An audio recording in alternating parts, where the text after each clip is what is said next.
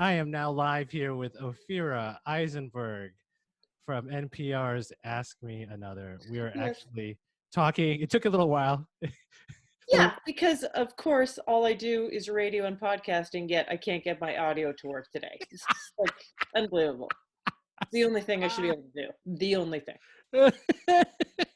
well, I think we're in COVID. Everything is a whole other chapter of technology and reality. It's like Saturday you will be joining Art House. We're doing this Saturday Night Online virtual stand-up Yes. comedy show on Yes. Zoom. Now, have you've been continuing to do NPR's Ask Me Another Yeah. on, so In a somewhat radically different form. right, right. Right. Because we are, I mean, it's so funny what has happened in a way, in the ha ha ha funny way. Not funny sad. It is funny sad. It's But so obviously fun. so funny. I mean, I'd love to just honestly hear your uneducated, thoughtful response on this. But we are a live show. So usually this is a radio show and podcast, but we do it in front of a live audience. That's a huge component to a show. I'm a live performer. You're a live performer, although you do a lot of, obviously the podcast, you do audio stuff. But first we were just like, okay, let's just bring this into the remote world. And part of it was we want to do it to feel some sense of continuation and normalcy.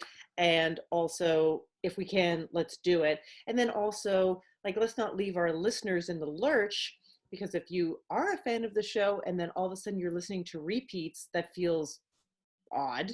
And let's create some connection. We all need it. So we ended up doing this pared down remote version through Zoom and whatever other applications and such. And all of a sudden the games, it's a trivia show, all of a sudden the games and the scoring seemed meaningless. Like, what are we going to do? You're wrong, you lose. Like, this is not the time.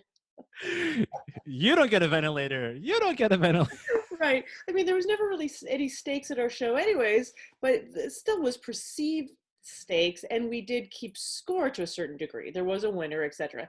That all went out the window. Then it was like, are we just going to bring in contestants, people we don't know, to play games? That seemed insane and a little silly at the beginning. So we were like, let's just play games with some people we know, comics who might have some big things that they want to promote, people. Jonathan Colton is very connected to a bunch of celebrities from doing a cruise. He does a yearly cruise of musicians and entertainers. So it became like checking in on people and seeing if they wanted to play games.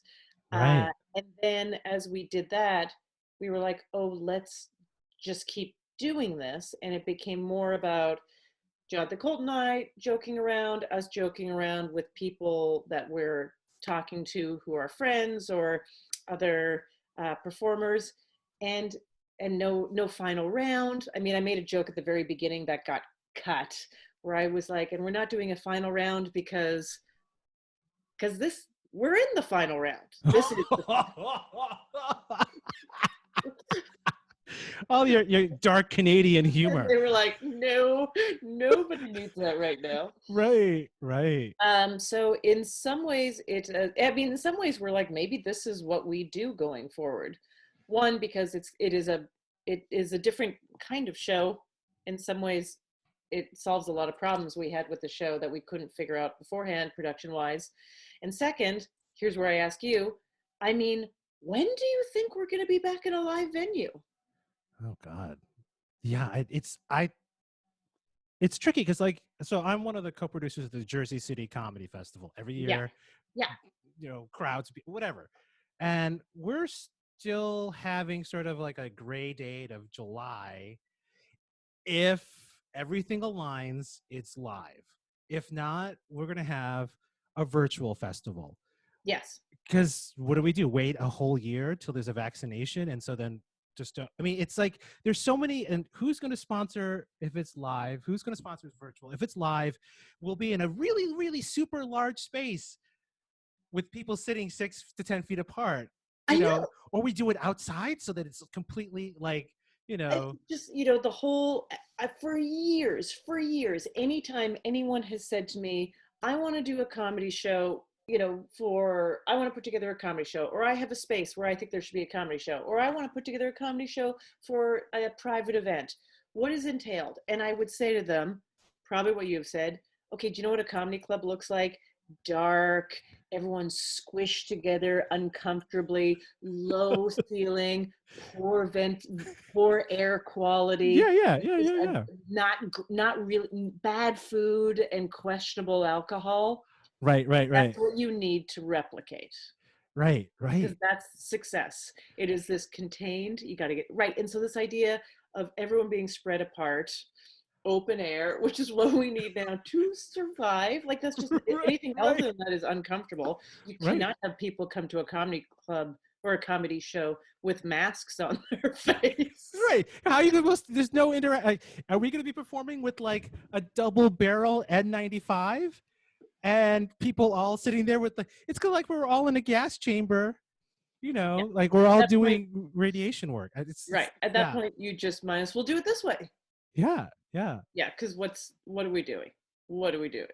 So it's a question to me. I know I don't have the answer. You don't have the answer. Everyone's searching for this answer, but it's like one thing, like when is I don't know, let's say a library going to open, or when will a playground open or something like that. But it's another thing to think about when, especially in New York, where there's the margins of people keeping some of these venues open, they're so small, even what they're making, that they have to pack it.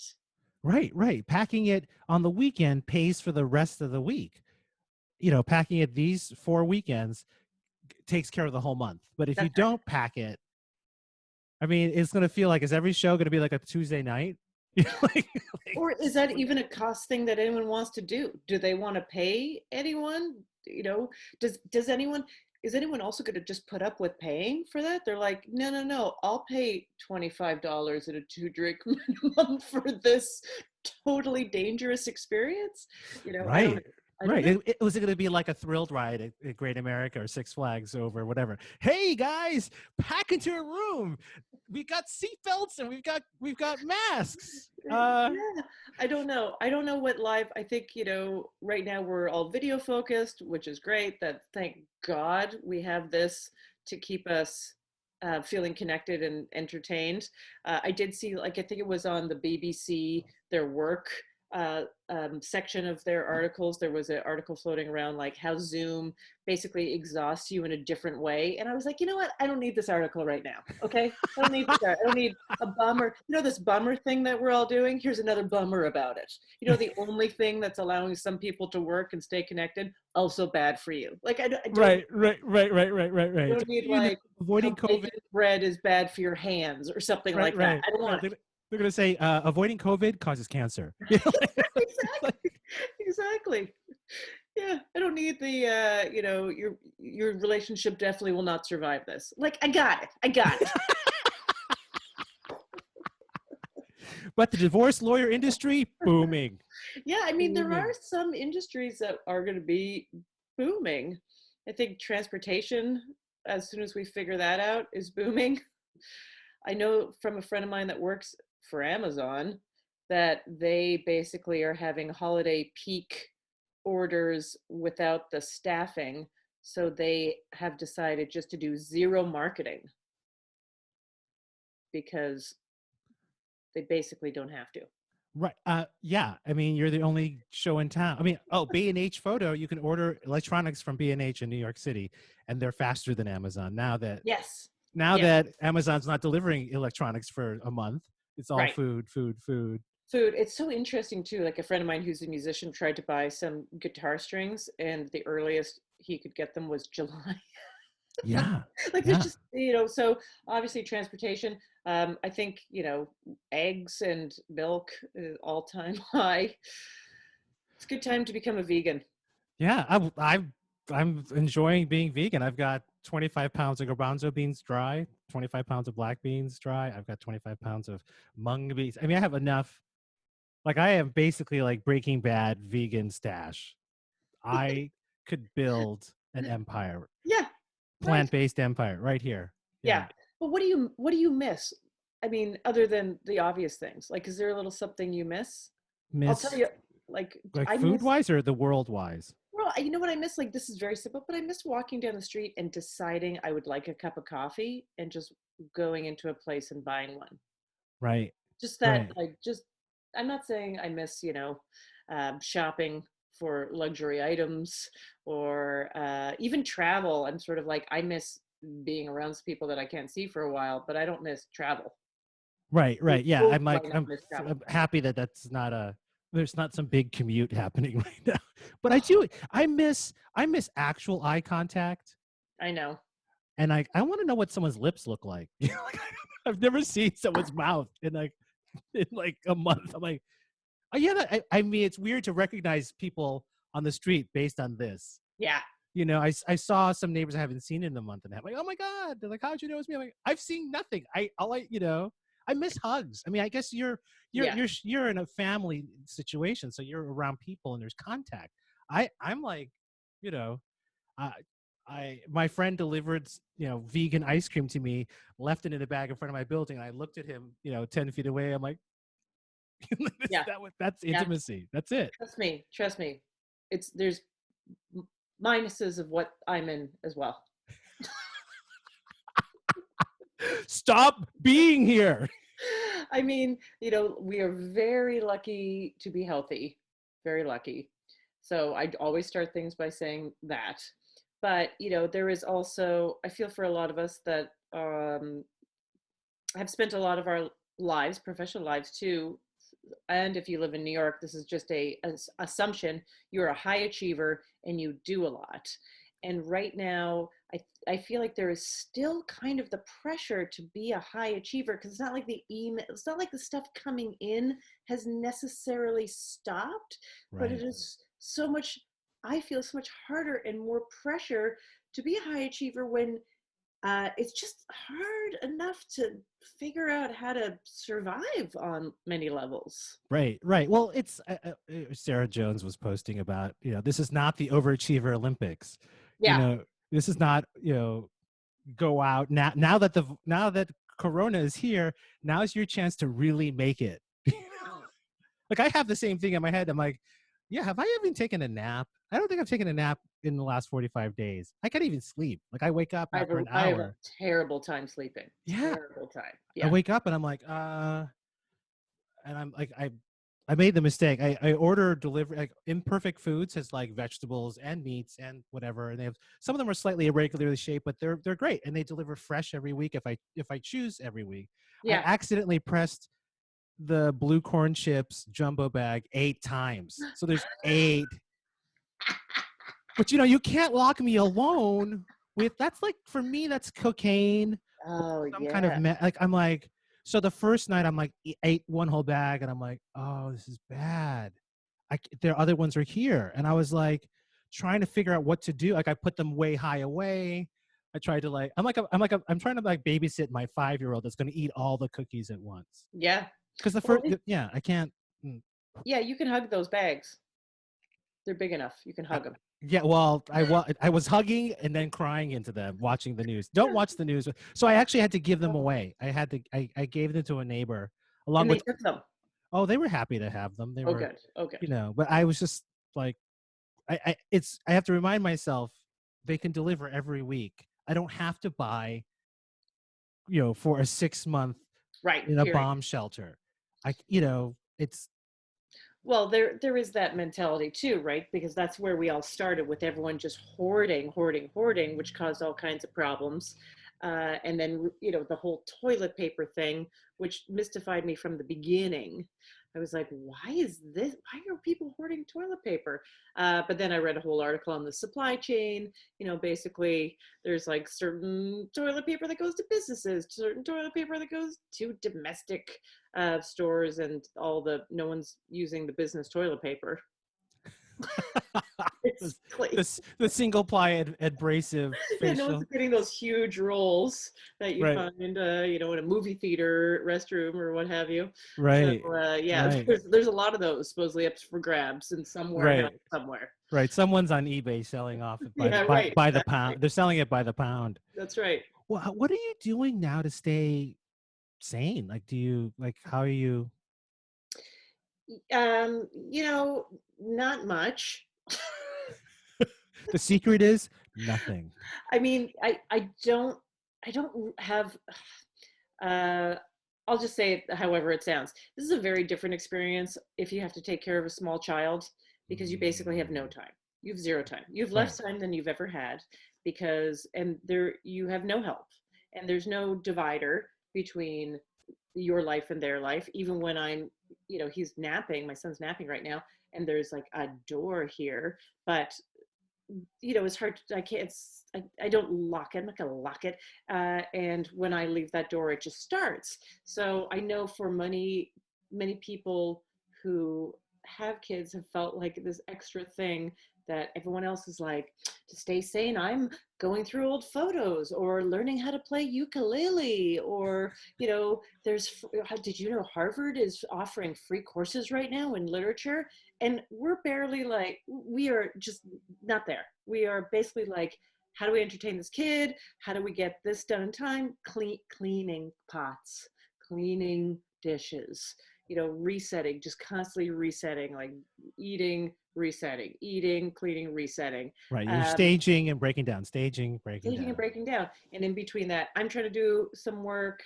Obviously, my husband's trying to do some work. And then I would say the only thing that's keeping us sane is, in about half an hour, 45 minutes or so, almost every day, we go for a big walk. Oh, nice. Yeah. And that has been great. And I do feel, even though, we joke about how no one knows what day it is of the week, but I do feel like weekends, everyone is taking weekends more seriously in a weird way. Have Mm, you mm. noticed that? Yeah, yeah. Well, I mean, with the show, it helps me have a framework. But actually, I biked downtown yesterday to mail a letter. Snail mailing a Yeah, letter, yeah. I've but I've been snail mailing things too. Yep. yeah, yeah. And I ran into people that had seen the show, and they're like fans because they're like, look, it's we look forward to this thing every week. It's like a real like a thing that helps. I think it helps people feel, I don't know, space and time, or the Absolutely. sense of normalcy, something that's like, oh, it's a Saturday night, we're going to go see this virtual comedy show and be part of something. I haven't done this. I have put things into my Google Calendar just to keep track of things. Because also, people are like, "Hey, let's catch up here," or even a podcast thing, or even my work stuff. And I can usually just sort of, to a certain extent, keep this stuff in my head. And you'd think with nothing on the calendar, it'd be easier to keep in my head. But I was just getting all the days wrong, all Right, the days wrong, all the right. times wrong. I didn't have any, so I had to put it all in a calendar. And I have heard from other friends who are putting their TV watching in a calendar. Oh my god. Oh, because they're still watching like network TV. Yeah. Oh my god. Right, right. So it's like all these, yeah, it's very funny how these things are mashing up together. The stuff that is, you'd think with nothing to keep track of, you would be able to keep track of, five or six simple things. Turns out it's way harder. Right, right. I was used to having all these hurdles, and if Yeah. I everything's based on all the things in the way. And the Yes. irony is, it's been 45 days, and it's proven that it's not about how much time I have to finish this pilot. It's me. Well, and I thought about that right from the very beginning. I was even joking about it 45 days ago. I was like, I'm about to find out what projects I really don't care about. Like, I think I should do them. But at the end, and some people are going to emerge out of this and go, well, it turns out I'm not a writer, or whatever. But I think there's another side of it. I'm not very good at this, but I'm just really parroting something someone else said. That they said two things that I love. One is, this is not an artist's retreat; it's a global pandemic. Nice, And the nice. other thing is, not many people. Some people are thriving in this. Like, if they're not sick, they are actually thriving in these circumstances of things being pushed aside a bit. But I think for many of us, like, I don't expect my greatest creative work to happen right now. I Hmm. think that is, it's because it's not just about creating the space to do it. It is so much about your mental state of mind. Right, right, right. You imagine it's like Were there moments of artistic brilliance during the Black Plague? Like the people. Well, I mean, I think if I may, I don't know, but I think during the Black Plague, I think there was more of a focus on your only job is to stay alive. Like right now, I think most of us feel like we have to achieve and somewhat thrive and stay alive. Right. It's sort of like the new Vogue cover, like be skinny, have a baby and a career, That's keep your right. abs, no weight gain. I mean, I do not want to hear the list of, like, top 10 people who succeeded during COVID. People who went viral during COVID. Like, Right. ew, ew, Exactly. Don't ew. think that's not coming. Don't think that's not Oh, coming. well, I'm sure. I'm sure. Who Or it has biggest big? happened. What do I know? Right, right. It's already happened. Right. We missed it. We've been busy We've been, living. yeah, we've been busy just being like, all right, you need to mail a letter. So that's going to take 4 hours. It's going to be 1 hour of dressing, Right. half an hour to just like psych myself up. Right. Another half hour of dodging people in my building that just happened to be leaving at the same time. Right, right. Then dodging people on the street who aren't observing. Oh, that drives me insane. I had one payoff of social distancing where there I was, I had the mask on, I had gloves on, and I had a hat on, and it was a little colder as it has been. So I had like a jacket on, and I was walking down the sidewalk, and across the street on the other side were two people, like just in their own conversation. Um, and I saw them and I did recognize them. They didn't recognize me, but we were in eyesight of each other, and they were wearing masks and hats, but I could still recognize them. And it's someone that I didn't want to talk to.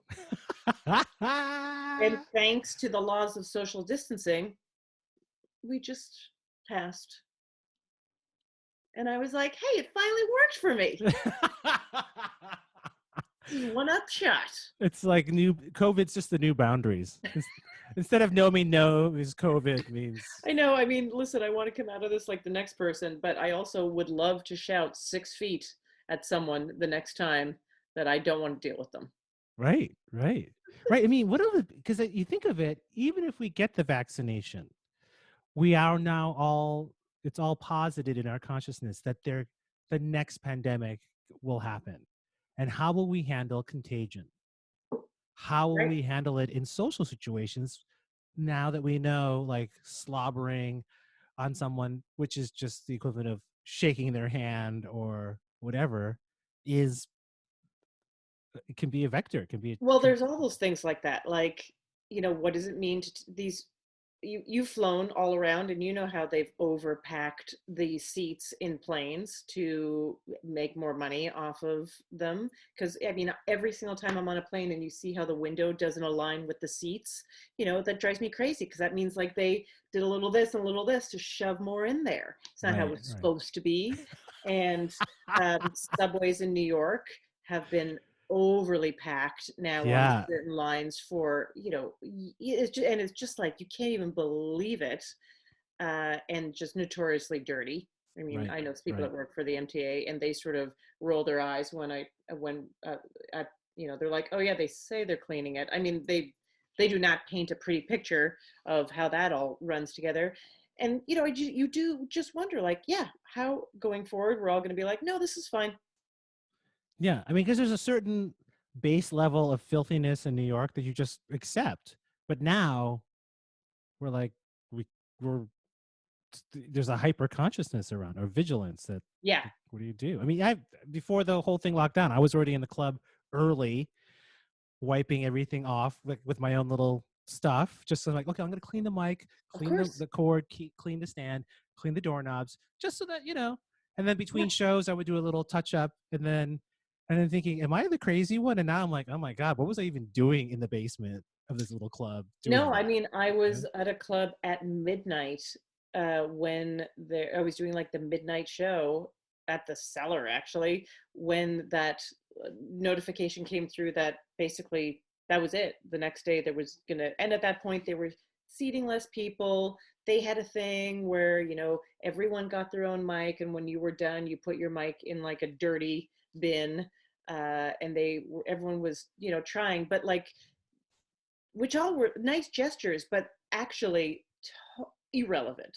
Irrelevant. Such a cosmetic approach Right. to the problem. Right. It's like you're standing in a burning building and we're going to give you a different mic. Right. Yeah, exactly. You're standing in the burning building and they're like, no problem, wear this hat. And you're like, oh, great. Thanks. Yeah. What? Yeah. What does that have to do with anything? So yeah, I don't know. I'm curious, and I think there's always going to be a percentage of people that are going to be like, I don't care, or I don't believe it, or they have a mindset that's just totally different. But I think most of us are scared, and we want some sort of feeling that there is I don't know, something's being taken care of, or there's a precaution that's real. Right. Right. Yeah. Yeah. I guess I'll check in with you in another year. Let's check Yeah. in 2021. See. I was joking too about, I was like, oh, I do miss too just going to a bar. My apartment is right beside a bar that I really like. It's just a small little neighborhood bar. But I was like, man, I miss just wandering in there every once in a while and sitting at the bar and ordering like a super cold martini and just sipping it, in this bar, praying that no one would talk to me.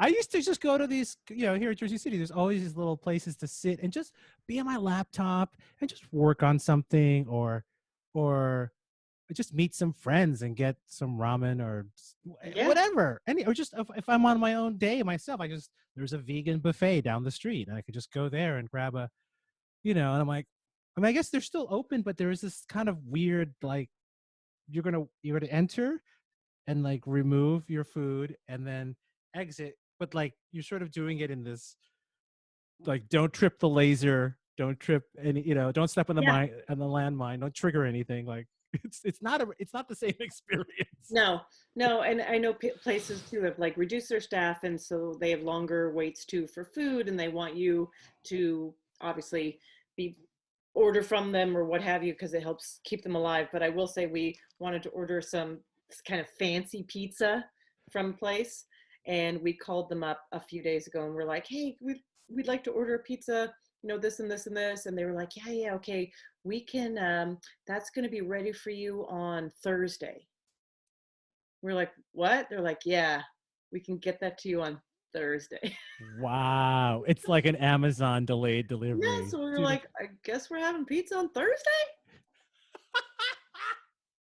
I've learned to make Chicago style deep dish gluten-free vegan pizza. It's pretty good. I've had 45 days to figure out the formula.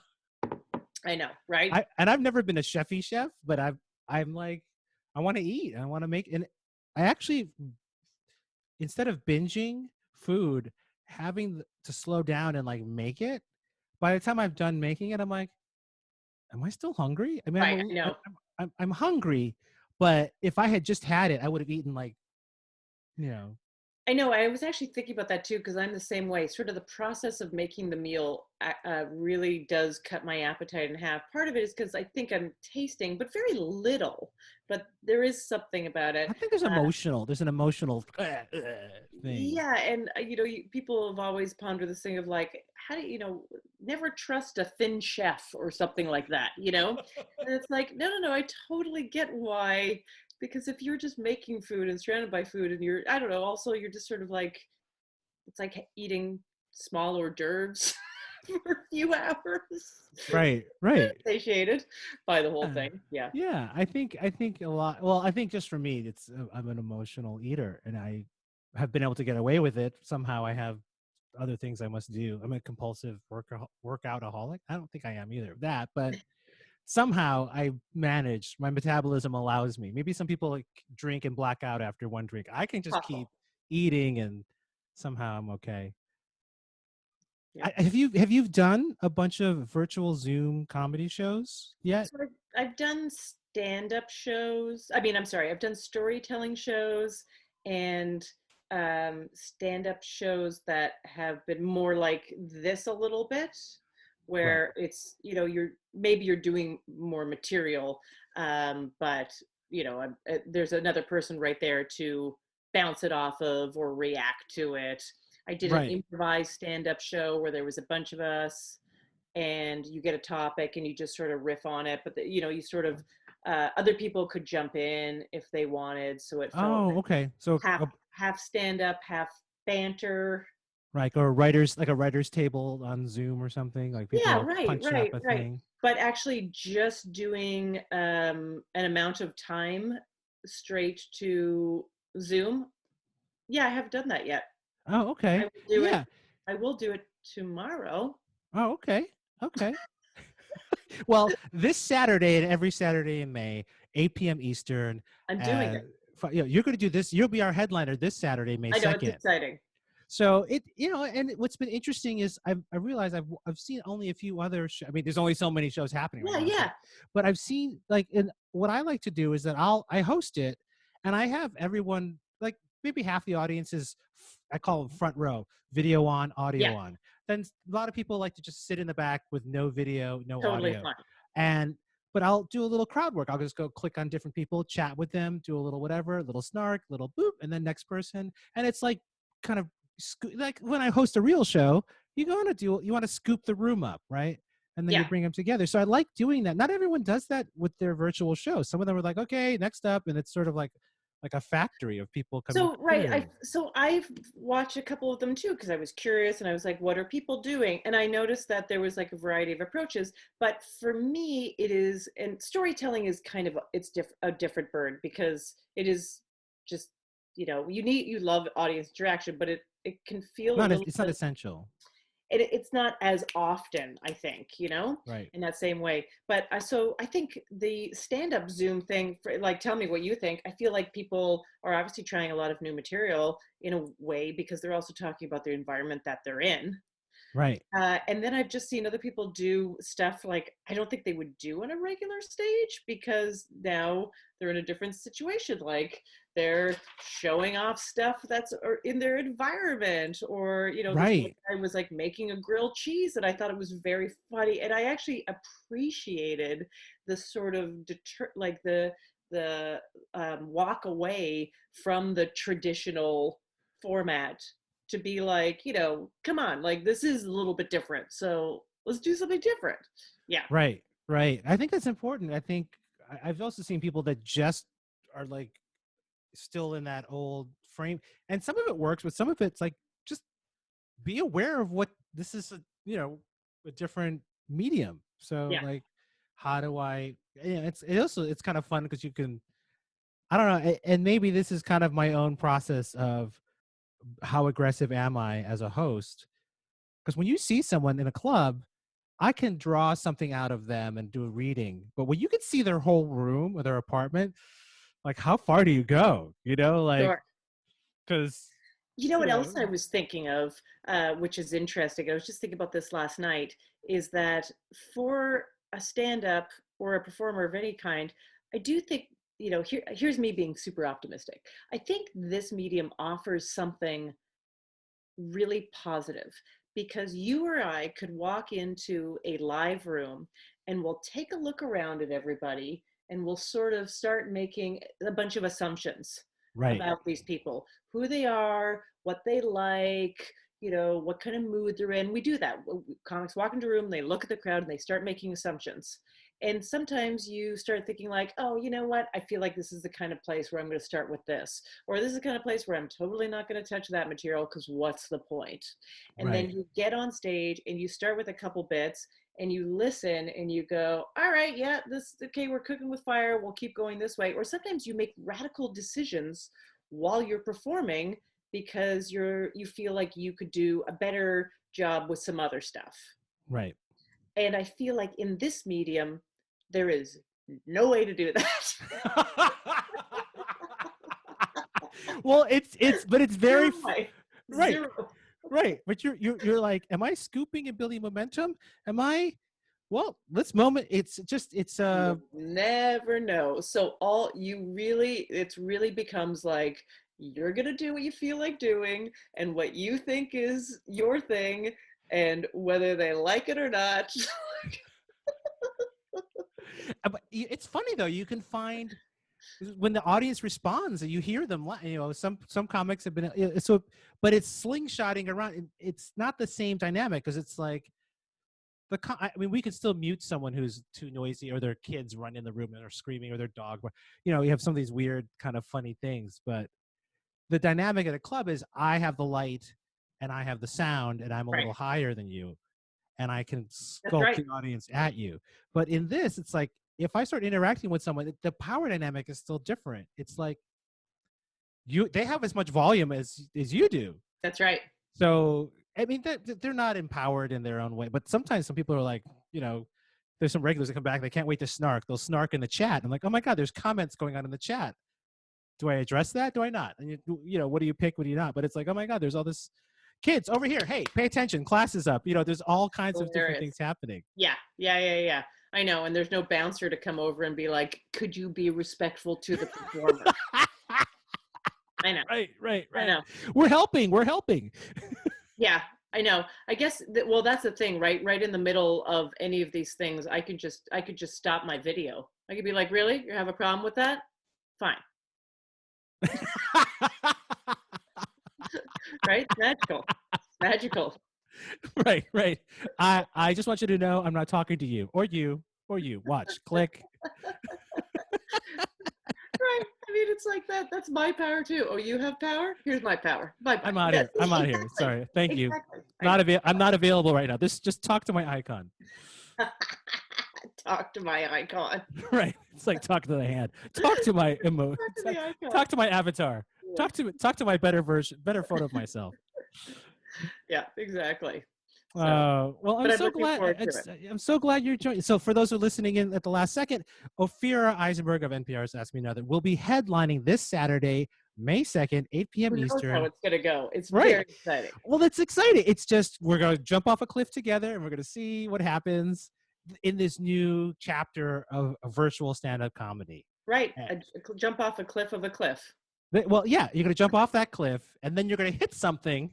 And maybe you'll jump off that, or you might just like keep falling. I love it. There's so much optimism in your snark. Keep falling. Keep falling. Hey, you know what? It's the final hour. We're just fall.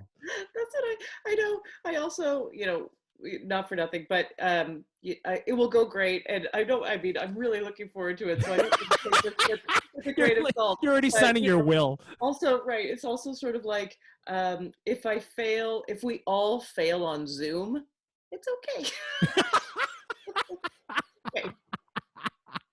Okay. So if I bombed on Zoom, did it really happen? I forgive everyone. Right. I feel like Zoom and then COVID have created this whole other level of global amends. Like forgiveness, self-acceptance. Yeah. It's like, we're just going to do this until we don't have to anymore. Right. Yeah, exactly. And the old thing where, there was like a kind of a somewhat standard response to a heckler. You were just saying about people putting snark in the comments, but there was like, a comic might look at the audience and say something like, here I am up here doing my thing. What the fuck are you doing? Right. And I feel that times 1,000. Right. You didn't even get dressed and leave your apartment. That's right. You buy the Zoom Pro membership. Okay. You buy the Zoom Pro. There's a whole there's all that status now. How many of you are using a USB mic or a dynamic XLR to USB? Exactly. Let's talk about this. If you've spent an hour on Zoom support trying to figure out how to live stream, I will talk to you. I will take your comments. Well, I'm so glad you joined us. So Saturday, May 2nd, 8 p.m. Eastern, 5 p.m. Pacific. There's a link here in our live stream, and it'll also be in the meta. But OPHIRA EISENBERG, NPR's Ask Me Another host, will be our headliner. Thank you so much for joining me today. Oh, pleasure. So nice talking to you. Okay. Bye. See you in a few days. WTY. Bye.